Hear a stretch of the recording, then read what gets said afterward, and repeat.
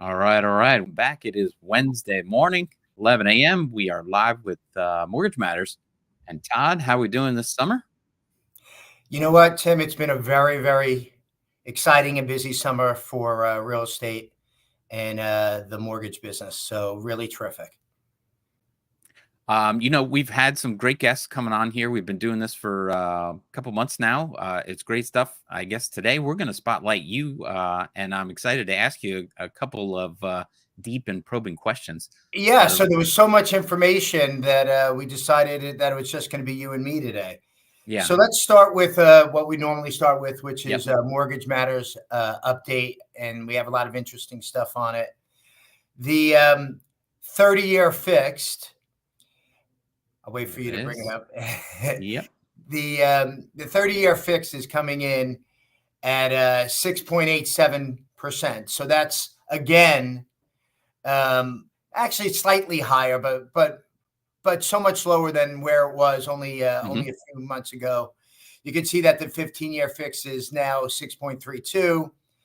FHA, which if you're putting down less than 20%, is still the best way to go in my book, 6.33. And then the jumbos held steady at 7.05. So rates are basically the same for 2 weeks.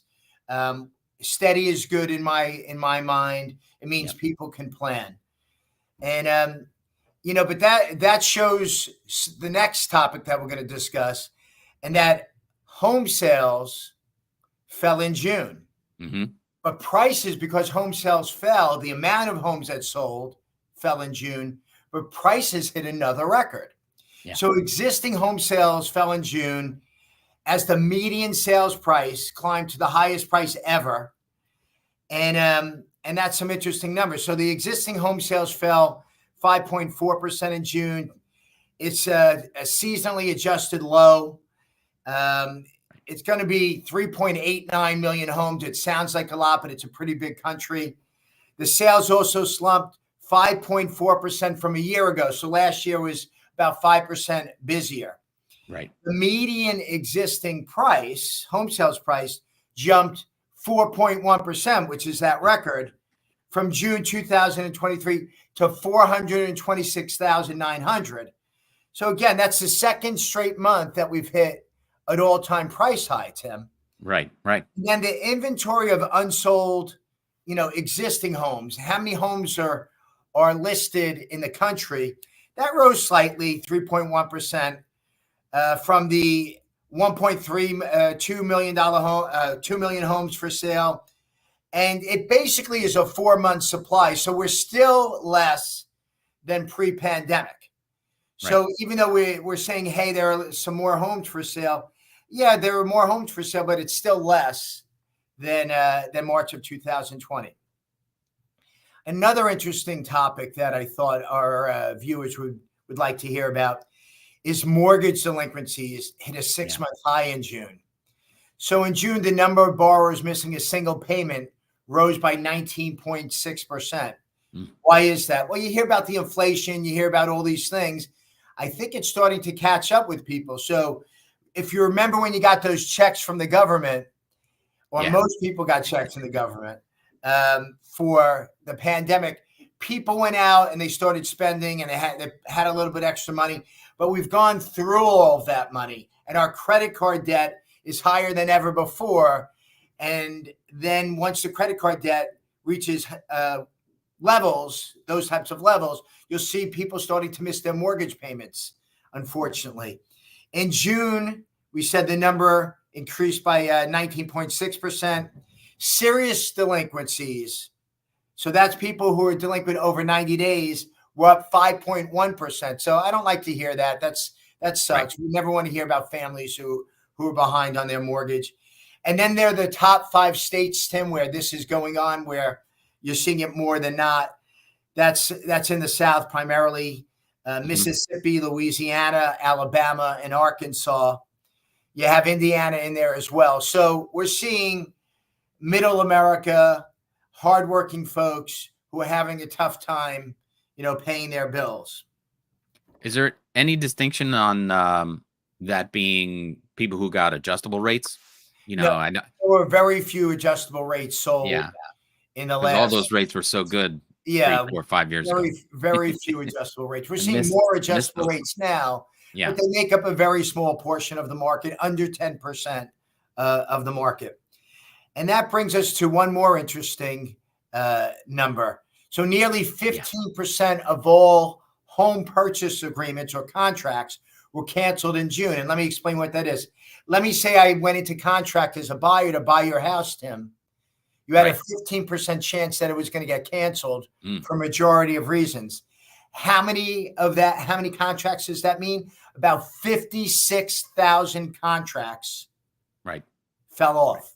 Yep. That's a big number. Yeah. 20% of all home sales last month had a cut. So meaning that I listed my home and I reduced my, 20% of the time I reduced my price. And then the amount of home sales fell 1% from June. So the amount of closings were Right. off 1% from June. So that's the Mortgage Matters update. I think there's a lot of things to think about there, but I still love this market, and we'll talk about that. Yeah. Yeah, absolutely. I think it's a very strong market coming back to a much more balanced market, I think they like to say. So I'm happy to see all that, and I'm happy to see the mortgage rates easing off a little bit. So that's all good stuff. But now we're going to get into how you get started. You've been doing this quite a while, so tell everybody what got you into the business. So I graduated from college and I got a job on Wall Street. Yeah, And then there was a flash crash, Black Monday, they called it. And my yeah. whole recruiting class got Was that fired. 87? Yeah. So my whole recruiting class got fired. We all Yep. started and then we were all out of work. Yeah. And nothing that we did, it just, you didn't see those. And the Sign of the company was times. nervous. So there were no jobs on Wall Street. I had a finance major and I said, okay, what can I do? I answered an ad and somehow I wound up in the mortgage business. And what I can tell you, what I love about the mortgage business is, it's over 30 years now, Tim. Yeah. And I still like it. Hmm. Really like it. So when I help a person and they get into a home, or when I save them a couple $1,000s of refinancing, or I help somebody get an investment property, it's a real turn on for me. And I know there are a lot of jobs where people just don't like what they're doing, but being in the mortgage business is not one of them. I think if you're a pro in the mortgage business, there's a lot to be said about what type of individual you are. Yeah. Let's jump in. I've got a couple more questions for you, but we have one from a viewer here. Max124. I'm retired. I want to invest my money in real estate for monthly income. I have money saved and I want to buy an investment property. How can I do that? I'm only on Social Security. That's an interesting question. Okay, Max. Yeah, that's a great idea, Max. So a lot of people are on Social Security, and then they have this nest egg that they're sort of watching diminish and go down every month as they pay their bills, right? So they have Right. fixed income. It's not like the old days. Our parents, Tim, they were on pensions. Yeah. Pensions have based. If you don't work for the federal government or the state, your pensions are gone. You now have Social Security and whatever money you've saved in your 401k or what have you, or maybe even selling your property. So what do? Max, if you have 15 or 20% to put down and you want to buy a house and you have a credit score of 620 or better, then we could give you a loan if the rent is going to be higher than Right. your mortgage payment. So what does that do, Max? If you buy a house now and the house goes up in value, let's say it goes up by $100,000 over 5 years, and you're making money on the rent each month, you've increased the amount of money that you're living on. Do I say invest all of your money in real estate? No. But I say that real estate is one of those things where the stock market, maybe at highs, I'm seeing things, people say, oh, the stock market could be down over the next couple of years, because of the amount of debt that we have. But real estate over time, Max, that's going to be a profit center for you. And that's going to be something that you can Right. invest in and make money and really do well with. You don't need income in that case. Right. Just to parallel that, I mean, I think it's Warren Buffett's strategy to buy by very solid companies that pay off dividends. So he Right. collects a lot of dividend money, and that's a big thing. So Very that's the similar. same way with collecting rents and doing that kind of stuff. Absolutely. So I get another question here, Jill. I want to sell my house to my daughter and son-in-law. They both have great jobs, but do not have any money saved. Okay. This is part two to this, just so we know. Also, can both my son-in-law and daughter be put on the mortgage, but my daughter be on the title on her own? Is she protecting her own there? So Jill wants to make sure that Yeah, his yeah. son-in-law, if he gets rid of her daughter, is not keeping her house. It's a All right, way that to makes sense to me, Jill. keep them in line. Yep. That's a really good question. So the answer is yes. Jill, what you could do is you could give your daughter and son-in-law a gift of Mhm. equity. So let's just say your home is worth $500,000 and you're going to sell it to them for $400,000. So instead of them coming up with a down payment, you could give them a gift of equity. You could also give them a seller's concession. And Right. this way, your son-in-law and your daughter are not paying a penny, and you're walking away with the money that you want to walk away with as well. So gift of equity, seller's concession means that your daughter and your son-in-law don't have to pay any money out of pocket and could just get their own mortgage, and you could sail off into the sunset with your nest egg. And then, of course, we could do a mortgage where both of them are responsible for the mortgage payment, but only your daughter owns the house. So God Right. forbid something happens, it's your family's house, not his house. Now, I'm sure Right. over time, as he continues to pay it, I'm sure I would say, no. I've been paying Right. the bills. I get it for a couple of years, but I want my name added to the ownership. Right. Right. Just to play off that, and I think we've talked about it on other shows.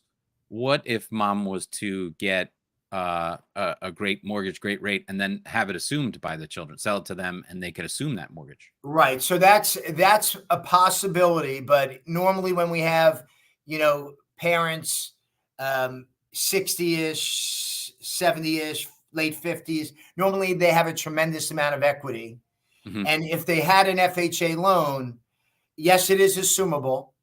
Right. It's harder to assume it from a family member because they want it to be an arm's length transaction, but it Gotcha. can be done. But Jill would not be able to parachute out with any money then. So all of her money would still be stuck in the house. And if she didn't need any money from the sale of that house, then she could certainly do that. Gotcha. But highly unlikely. It's most likely the first way that we just discussed. Right. Right. Okay. Moving on then. Let me pull this one down. Thank you, Joe. Thank you for the question. Great Anybody else have question, Jill. questions? Please shoot them in there, and we'll get right to them. Very cool. So talking about that markets, how would you compare this market to 30 years of markets that you've seen? How would you compare this one to the others? So I've seen many booms and busts in the real estate. So when the oil industry blew up, we saw a bust in the industry and values shot down. And then, of course, they picked up again. Then in 2008, 2009, in certain states, it was like a discount, a sale on real estate. They went down by 50%. But over time, as you know, real estate goes up in value. So the first property I bought was in 1989. And I bought it for 90 some odd thousand on Long Island. That I looked the other day. I obviously don't own that property anymore, Right. but it's selling for $900,000. Right. So over time, great. And if I tell you that when people were buying homes way back then for $120,000, they were like, how am I going to afford a house for $120,000? Because the average income was $25,000, $30,000 at the point. Yep. So we always find a way to afford the homes. There are always mortgage products. There are always adjustables. There's always interest onlys. There's always clever things. There's always adding a basement apartment. There's always moving the parents back in. There's a million things that we do, as individuals and as families that we could figure out a way to buy a home because it's certainly a better investment than renting. Yeah. I just add a couple quick story. I grew up in New Rochelle on Parkett Avenue, and my mom did too. She grew up in 20 Parkett and then moved to 40 Parkett. 20 Park Lot my grandfather bought for Wow. $4,000. And then he helped my parents buy 40 Park Lot for $21,000. And they were there for 26 years, more than 40 years. And my parents ended up selling that for, they're buying it for 21. They sold it for Wow. $620,000. Right, right. So crazy, crazy. So by It just being a keeps going. homeowner, they created their wealth, they Oh created their yeah. retirement, they created everything, and Hmm. hopefully they created a little money for you, Tim. Uh, so Let they them spend created it, Tim. You're they doing great. Let them spend it. they created more brothers and sisters. I have 7 Okay, brothers and 3 gotcha, sisters. gotcha, So gotcha. yeah, craziness. But That's good too. Family's good. nothing better. What advice would you give to first-time home buyers? Oh, very good question. So if I'm thinking about buying a house today, tomorrow, next week, or the next couple of months, I want to, before I investigate the homes, I want to call me or somebody like Hmm. me, and I want to talk about down payment assistance programs. And there are many of them out there. There are state down payment assistance programs, there are county down payment assistance programs, and there are federal down payment assistance programs. And if you're not investigating them, you're crazy. So I'll give you an example in New York. New York has a down payment assistance program where a family of 3 can make up to $225,000, Tim. That's Hmm. a pretty good income. Most people who are making $225,000 think, well, I don't qualify for a down payment assistance program. Well, guess Right, what? You probably do. And you just right, right. haven't asked the right professional the right question. And if you could get free money, let's get Absolutely. it. Yeah, sign me up. Here's another one. In markets where there's Greenwich, Connecticut, in markets where there's bidding wars exist, how would you buy or win the bid? How do you win the home? Okay. That's another great question. So, what did I just say? I said there were 56,000 homes that were in contract that the contract fell off. Right. So I would look around for homes that magically reappear. And I would call homes that went into contract 30 days ago, like houses you lost bids on. And if you had 10 houses that you were interested in, I would call every single one of those folks and say, hey, how's it going with that buyer? I'm interested in buying that house. If that deal falls apart, here's my Right. offer. So let's just say the offer, I got beat out with a 550 offer. If that deal falls apart, I'm waiting at 540 and I'll be able to close relatively quickly. I have everything in place. So those people should be calling me, getting full approvals while they wait. So again, all of those homes are off the market, but we just figured out, Tim, that 1 out of 10 or 2 out of 10 of those, the Right. deal's going to cancel for no reason. They're going to cancel. But if you're the backup offer and you got your offer sitting there, they're not going to be so patient with that first buyer. Right. They'll cut him out or that family out and put you right in at a discount to get the money done, to get the purchase. So that's a sneaky way to win bids on houses that are not really on the market because they don't want to put it back on the market. Tim, you're a realtor a long time. Yeah. How does it look to the public when all of a sudden that house that it pops back on the market says, what's wrong with this house is what people ask. Yeah. I mean, a lot of times you would see that or it's more that the people couldn't secure a mortgage or whatever, but in the back of everyone's head, it's more there's something wrong with the house. What happened? What's wrong that killed the deal? And when it could very well be the buyer, securing money and all that kind of stuff, or some kind of change of plans. But yeah, that's a good point. What we're talking about that before in your market update. What areas of the country would you be both sides then would you be nervous about investing in, or would you be promoting as a great investment topic? So first of all, I think in areas where there's no building going on or less building going on, that those are really stable. Right. So, for example, if I just use my local market, Long Island, there's almost no new construction on Long Island. And if there is, it's a very small complex. 10 homes, 12 homes, 15 homes. Right. What I don't see is the tracks where they're building 400 new homes, Sure. right? Or they have 6 new condos going up, and there's 50,000, there's 3,000 new units going up for sale. So not rehabs, increasing the inventory. Right. Right. So areas like northern New Jersey, downstate New York, Boston, Washington, D.C., and that Maryland corridor, Northern Virginia, the areas where there's less construction because they've already built out these areas. There aren't a lot of places. California, there's not a lot of construction going on in Southern California.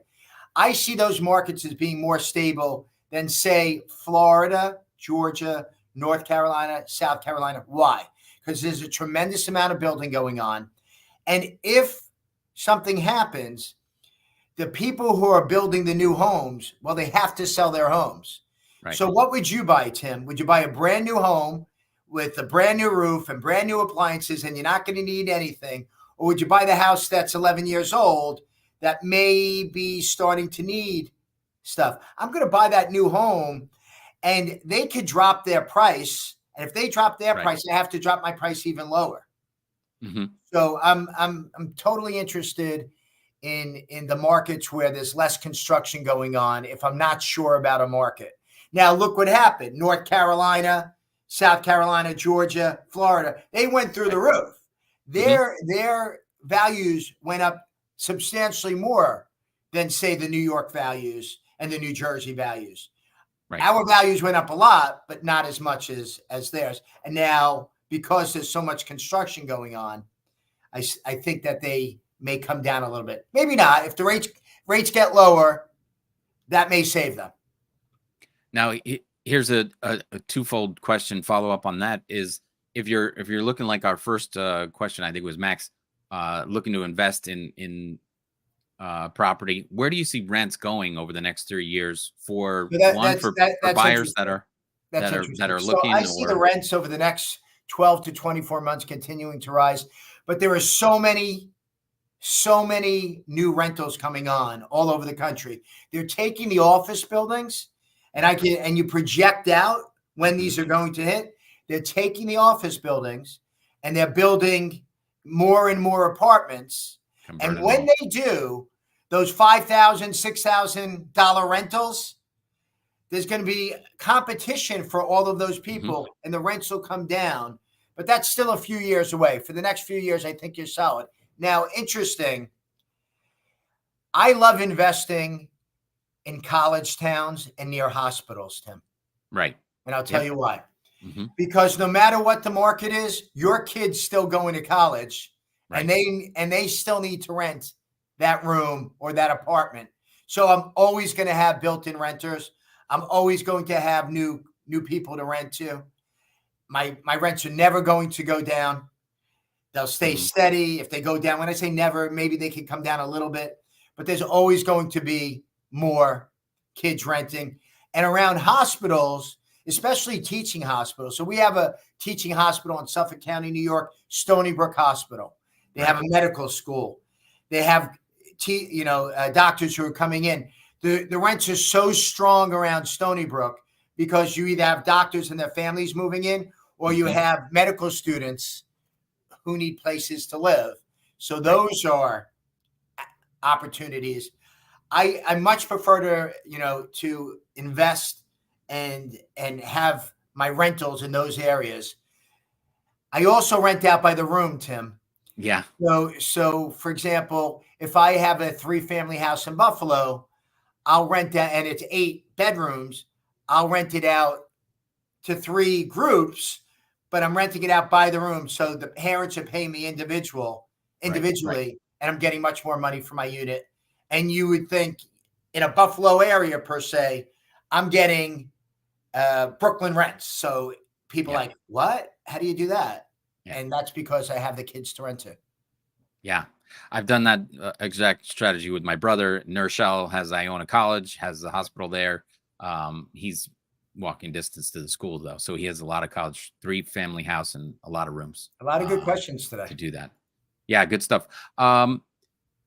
let's talk about a little bit of protecting yourself. What's going on with homeowners insurance Oh yeah, for that? disaster, Yeah. Tim. Yeah. So depending on the state of Florida, for example, has gotten Mhm. destroyed by homeowners insurance. They've also gotten destroyed with homeowners association fees. I was Yeah. talking to somebody yesterday. Hold on to your hat. They were just assessed $100,000 homeowner association Oh, fee. $100,000.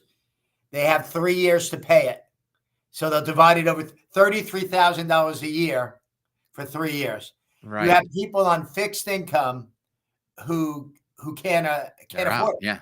Yeah. Add in that homeowners insurance in Florida went from say 100 to 500, up Right. 400 or 500%, and you're saying to yourself, "Oh my God, what happened?" And it's not only Florida. Homeowners insurance is up all over the place, Hmm. and the homeowners insurance companies are using, "Oh, there's going to be this, storms and Yeah. global warming and flooding, and we need to raise everybody's homeowners insurance." They've done that with car insurance, and they're Yeah. doing it with homeowners insurance. But it's one of those things that you're going to have to put into place. What you can do, because I found that in the 30 some odd years that I've owned homes, I've never had one claim. I can make my deductible higher Right. and reduce my payment Right. if my monthly, if I need to keep my monthly payments as low as possible. That's what I would do to reduce that Right. that pain. Yeah. It's just the fact that inflation and all the replacement costs, all those fees for insurance companies, Yeah, they see that getting hit you're hard. right. So if something does happen, they say, "Oh, global warming," everybody, whatever side you're on that one. But insurance companies look at that and go, "Well, if something gets hit here, the replacement costs are going to be Right, astronomical because of right. inflation and everything like that." Let's just take a big step back. Um, 2030 around the corner. What do you Wow. see the real estate market? Where's Where's Prince in 1999? yeah, yeah. What's the larger outlook for real estate? So I think no matter where you are in the country, no matter what you're doing, it over the next say 6 years, if that's your window, I could see a 30 to 50% increase in the value of your homes over the next six Hmm. years. Um, I see that the population in the U.S. is going to be significantly more than 400 million. There's not enough building going on. We have our stock of homes. And I see that our population continues to grow. People are living longer. So, yeah, I see if you can make 50% on your money over the next 6 years, I think that's a pretty good investment. Plus, Yeah, if it's a primary residence, you do get to live in it, Tim, and you yeah, do get to raise your family in it, and you do right. get to have a lot of memories. So if you're making money while you're living in it, hey, what's better than that? Yeah, absolutely. I couldn't agree more, and I realized that a long time ago, growing up, next to my grandparents and seeing all that happen, and like yourself, I got into real estate right after high school while I was still in college, getting into it because I just see, they're not making any more real estate. Right. So we got to get it while you're young and hold on as long as you can. But no, this was fantastic. Anything else you want to share with our viewers? You have events coming up or? Yeah, Um, yeah. I have been doing a networking event on Long Island. This month, it's going to be Tuesday, August 20th. It's at the Main Event Restaurant in Farmingdale. Last mhm. month, we had over 100 people, including investors, people who wanted to buy homes, come in, and financial services, realtors. It was just a great event. So please, I'm inviting you to that event. And we're going to start to have these events in Westchester as well Yeah. on a monthly basis. And the goal is for you to meet people and for you to increase your incomes. And also, if you're an investor, to help you find the house and get a really good deal on those properties that you're looking to purchase. Excellent. So that was August 20th August 20th, Main and on Event. Long Island, Yeah. main event in Farmingdale. Great. Wonderful. And then we'll be sure to update everybody of something over here in Westchester, Yeah. the mainland area. Very All good. right, All right. everybody. Well, Thank you. Thank you for all your questions today. And if you have any questions, don't hesitate to call me. yep. I'm available. And you can always put the questions in the comments after you watch this sure. video, because we're always looking out for that. We're broadcasting on Facebook, YouTube, and then Twitter. So wherever it is, we'll get back to us on all those socials. So thanks for a great show, Todd, and all that information. And we'll do it Pleasure. again next See week. you next week, Tim. Very good. Bye, everybody. Bye.